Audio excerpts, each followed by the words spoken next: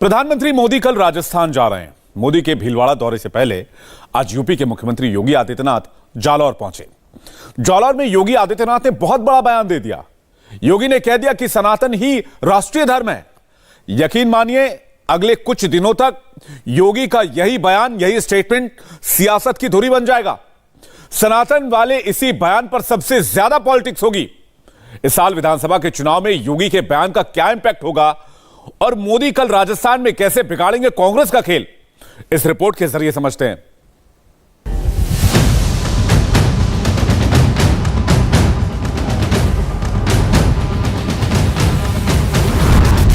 भीलवाड़ा में भगवान देवनारायण के धाम की 125 सीढ़ियों में लोकसभा की 7 और विधानसभा की 50 सीटों का कैलकुलेशन छिपा है। राजस्थान के चुनाव में मोदी कितने कदम चढ़ेंगे, इसका पहला इंडिकेशन उस वक्त मिलेगा जब प्रधानमंत्री नरेंद्र मोदी भीलवाड़ा में भगवान देवनारायण के धाम की ये सीढ़ियां चढ़ेंगे। ये भीलवाड़ा की धरती विष्णु के अवतार भगवान देव नारायण जी की जन्मभूमि। ये अपने गांव से ही बिजनेस करके 100 करोड़ से भी ज्यादा का बिजनेस करते हैं। क्या आपको भी गांव से ही बिजनेस करना है? तो फ्रीडम ऐप को अभी डाउनलोड कीजिए। लेकिन मोदी से ठीक पहले योगी राजस्थान पहुंच चुके हैं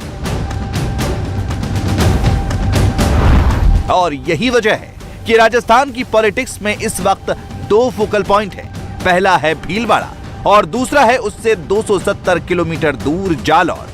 जालौर में योगी पहुंच गए हैं, भीलवाड़ा में मोदी पहुंचने वाले हैं। मोदी और योगी का फोकस राजस्थान में कहां है?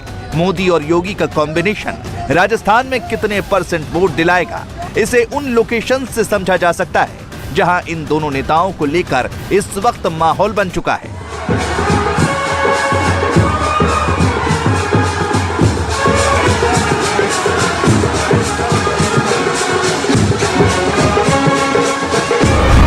प्रधानमंत्री नरेंद्र मोदी भीलवाड़ा के मालासेरी गांव जा रहे हैं, जहां भगवान श्री देवनारायण का 1111वां अवतरण महोत्सव मनाया जा रहा है। उससे पहले जालौर में योगी सीधे नीलकंठ महादेव मंदिर पहुंचे, जहां भगवान शिव की मूर्ति की प्राण प्रतिष्ठा का कार्यक्रम था। योगी आदित्यनाथ का काफिला जैसे ही जालौर पहुंचा, पुष्प वर्षा से उनका स्वागत किया गया। योगी ने पहले जालौर शहर के प्राचीन वराहश्याम मंदिर में पूजा अर्चना की, नीलकंठ महादेव मंदिर की प्राण प्रतिष्ठा के कार्यक्रम में शामिल हुए और वहां महादेव की पूजा भी की। आज भारत की भावनाओं के अनुरूप भारत का राष्ट्रीय मंदिर भगवान राम के भव्य मंदिर के रूप में स्थापित हो रहा है और मुझे बहुत प्रसन्नता है कि भगवान राम के भव्य मंदिर के निर्माण का कार्य और रामलला विराजमान अगले 1 वर्ष के अंदर अपने भव्य मंदिर में होंगे। उससे पहले राजस्थान के इस भव्य मंदिर के पुनरुद्धार का सौभाग्य आज मुझे यहां प्राप्त हुआ है। 1400 वर्ष पहले श्री नाग भट्ट जी द्वारा स्थापित यह मंदिर यहां पर स्थापित था और 1400 वर्ष के बाद राव साहब ने इसको यह भव्य स्वरूप प्रदान किया है और उसमें भी 15 वर्ष लगे। इस मंदिर को आने वाले 1500 वर्षों के लिए जालौर वासियों के लिए, राजस्थान वासियों के लिए एक मानक स्थापित किया है, लेकिन इसको इस रूप में आगे बढ़ाने की जिम्मेदारी हम सब की होनी चाहिए। राजस्थान में इस साल के अंत में विधानसभा चुनाव है। करीब 10 महीने का वक्त बाकी है। पिछली बार 2018 के चुनाव में कांग्रेस ने बीजेपी से सत्ता छीन ली थी। बीजेपी इस बार राजस्थान में कमबैक करना चाहती है, इसीलिए बीजेपी ने राजस्थान के लिए स्ट्रेटेजी बनानी शुरू कर दी है। नरेंद्र मोदी का भीलवाड़ा दौरा भी उसी रणनीति का हिस्सा है। क्या मोदी जी पड़ाव डाले यहाँ पर? अभी से मुझे लग रहा है कि नड्डा साहब आ रहे हैं अभी, और जो माहौल बन रहा है RSS के मोहन भागवत जी आके उनके नंबर 2 भी आ रहे हैं यहाँ पर, तो राजस्थान को टारगेट बनाया हुआ है देश के अंदर। राजस्थान को मैं बिना सोचे कोई बात नहीं बोलता हूँ, मेरे को गॉड गिफ्ट है। मैं बोलता हूँ, दिल की आवाज जुबान पे आती है, इसलिए बोल रहा हूँ। तो मुझे लगता है इस बार तो जनता मेरा साथ देगी। राजस्थान में कांग्रेस के 2 बड़े नेता हैं, अशोक गहलोत और सचिन पायलट। मोदी और योगी के दौरे को इन्हीं दोनों नेताओं के एंगल से समझिए। योगी जिस इलाके में थे वो अशोक गहलोत का गढ़ माना जाता है। मोदी जहां पहुंच रहे हैं वो गुर्जर कम्युनिटी वाला इलाका है जो सचिन पायलट के कोर सपोर्टर हैं। बीजेपी इन्हीं दोनों नेताओं को सेटबैक देना चाहती है। मोदी गुर्जर वोट बैंक पर फोकस कर रहे हैं, योगी सनातन की बात कर रहे हैं। हमारा सनातन धर्म भारत का राष्ट्रीय धर्म है। हम सब अपने व्यक्तिगत स्वार्थों से ऊपर उठ करके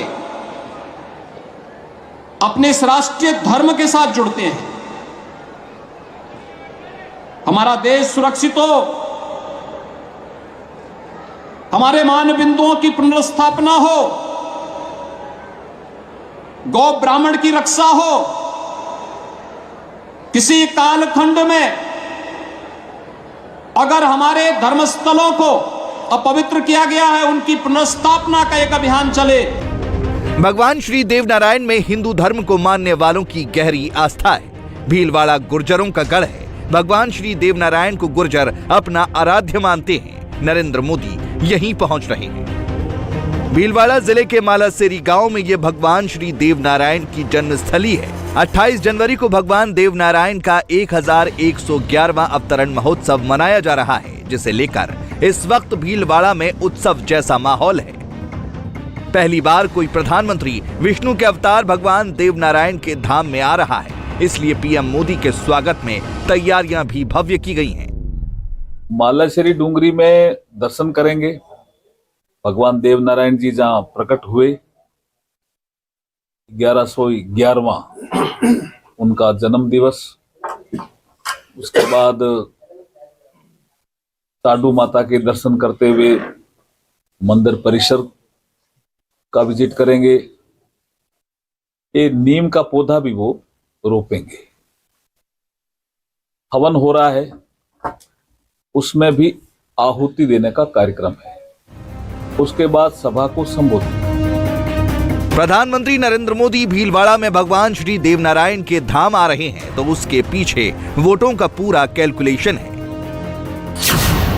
राजस्थान में विधानसभा की कुल 200 सीटें हैं। इनमें 15 जिलों की करीब 50 विधानसभा सीटें ऐसी हैं जहां गुर्जर वोट बैंक जीत हार तय करता है। और अगर 24 में होने वाले लोकसभा चुनाव की बात करें तो राजस्थान में लोकसभा की कुल 25 सीटें। इनमें 7 लोकसभा सीटों पर गुर्जर कम्युनिटी का अच्छा खासा दबदबा है। भीलवाड़ा, टोंक सवाई माधोपुर, जयपुर ग्रामीण, अजमेर, भरतपुर, दौसा और करौली धौलपुर। गुर्जर कम्युनिटी के बीच जाकर मोदी जब भगवान श्री देवनारायण की आराधना करेंगे तो 23 और 24 दोनों चुनाव के लिए ये एक बड़ा गेम चेंजर साबित हो सकता है।